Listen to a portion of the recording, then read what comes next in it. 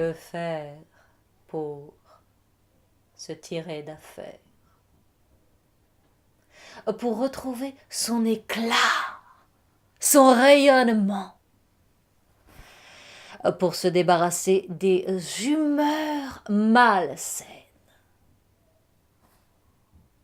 La vieille pub ne s'y est pas trompée, il faut éliminer, liquider, évacuer tous ces déchets. Les Grecs avaient un mot sublime pour l'exprimer, la catharsis, la solution cathartique, l'absolution cathartique, catharsis.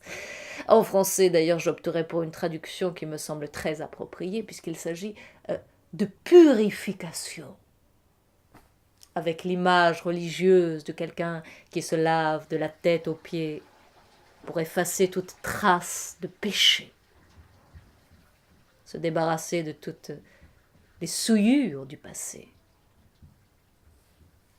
Ou plus prosaïquement, on se débarrasse de toutes les saletés physiques et psychiques, comme les migraines, la nausée, les préjugés ou encore les mauvaises pensées.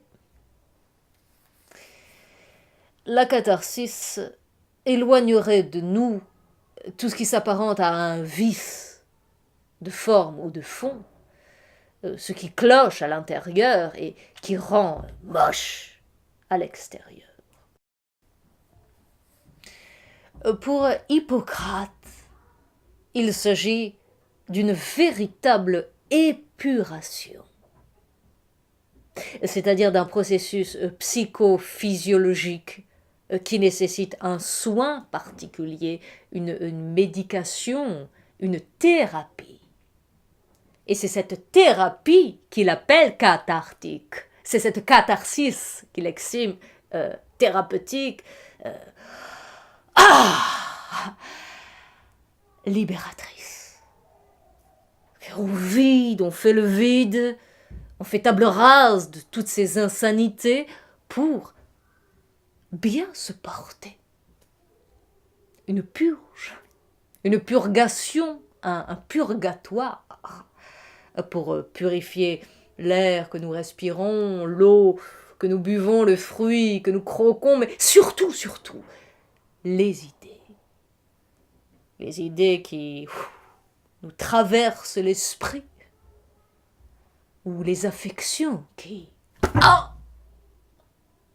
nous transpercent le cœur. La fille de Freud a une expression amusante.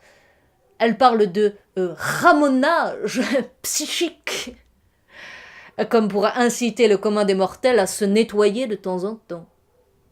Le plus souvent, pour ne plus avoir cette gueule d'enterrement ou ces idées noires. À chacun de se faire sa propre cure. Et même les moins avisés sont capables de nettoyer l'âme et le corps en mettant un terme à leurs tensions, à leurs conflits, à leurs pathologies.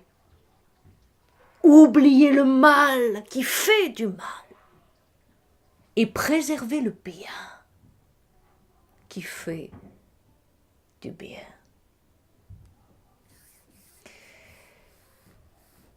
La catharsis est à la portée du premier venu.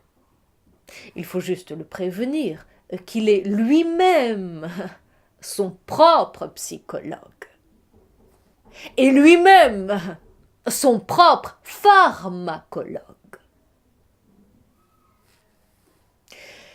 J'ai eu plusieurs fois l'impression que ceux qui sont le plus chez le médecin sont ceux qui n'ont pas envie de guérir. Mais c'est juste une impression. En tout cas, sur moi, elle a un effet cathartique. Je suis moins malade depuis que j'ai cessé de croire à la maladie. Oh, j'ai failli négliger le moins négligeable dans l'histoire, Platon, pour lequel il n'y a qu'un mot pour désigner la catharsis, celui de spiritualisation. Opération grâce à laquelle l'âme renonce à ses attaches, se détache du corps et s'élève jusqu'au ciel des idées.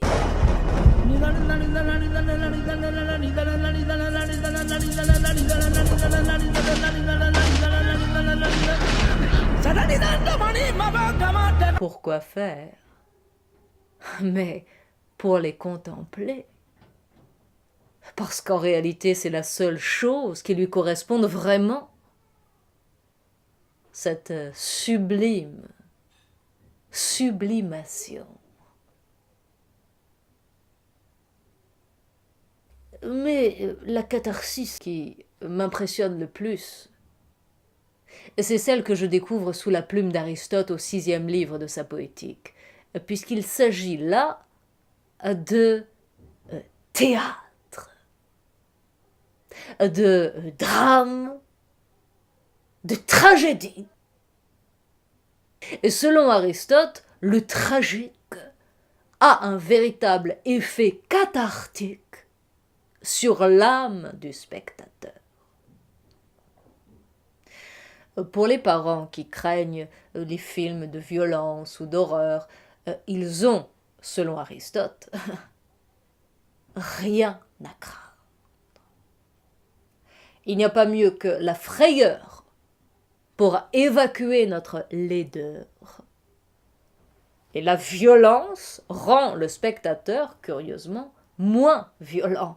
Et c'est cela le paradoxe cathartique, ou la catharsis paradoxale. Tout comme la pitié, inspirée par les personnages qui subissent le malheur de plein fouet, la pitié ne rend pas débile ou infantile, mais élève l'âme et lui apprend la compassion. Pour Aristote, l'art dramatique est le remède à tous les maux, le meilleur débarras pour les rats de la conscience malheureux.